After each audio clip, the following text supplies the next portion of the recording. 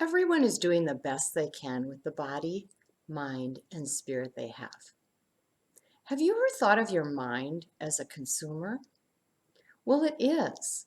Just like food, we can choose what to nourish our mind with in order to perform at our best. Here are some bad things we feed our mind with that bring us down and get us exhausted.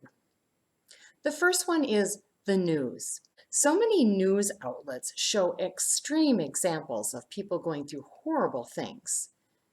Beware that the business of some news is entertainment, not sharing facts.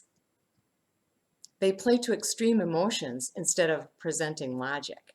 So consider how much news your mind is consuming. The second is negative rants on social media. Causing division is never a good idea. So don't listen to a person who's spewing negativity towards others.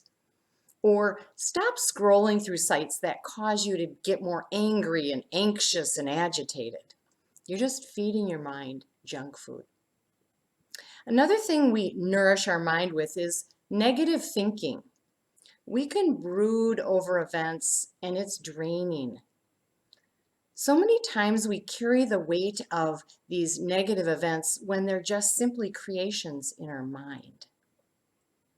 And obsessive thoughts over what has happened or what may happen is another way we feed our mind bad things.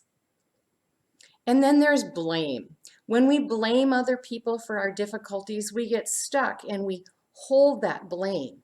It's like eating something that's creating an ulcer in your stomach. And finally, shame and guilt. Shame gets us stuck, believing that something's wrong with us. And often we feel guilty even though we haven't done anything wrong. Shame and guilt are bad food for our mind. So how do we perform at our best and nourish our mind in a good way? Well, the first is to engage with others. We're social beings. Whether you're an introvert or an extrovert, you need to interact with other people. We're built that way. Interactions with other people nourish the mind. You feed off the other ideas you hear. You hear new concepts and ideas. You process them and you take in the good and get rid of the bad. Now, you further nourish your mind when you establish personal boundaries. Personal boundaries mean we define what is you and what is not you. It fuels your capacity for relationship. It's also food to increase your emotional intelligence. Talking with others requires you decide what to do with their emotions and their attitudes, their values and their choices. And it also requires you to look at your own emotions, attitudes, choices, and values. And who we spend time with is way more important than you probably believe. When you nourish your mind by spending time with people who influence you in a positive way, you feast on good food. You nourish your mind and you perform better in your life. Choose who you spend your time with wisely. Did you know the number one indicator of how well you will age is based on connection with others? It's not the number of connections that matters, but the depth of connections. To nourish your mind, be connected deeply with a few people. And the second way to nourish our mind, besides connecting with others, is to address our negative thinking. One of the pitfalls of our mental health is negative thinking. That is anything that makes you feel bad or sad or anxious or unproductive or frustrated. You get the point. Negative thoughts are like drinking poison for your mind. It's important to nourish the mind with anything except negative thoughts. Now, rehearsing platitudes that you don't believe is not the answer. but getting control of your negative thinking is. Learn to replace your negative thoughts with the truth. This will feed your mind a steady diet of what's good for it.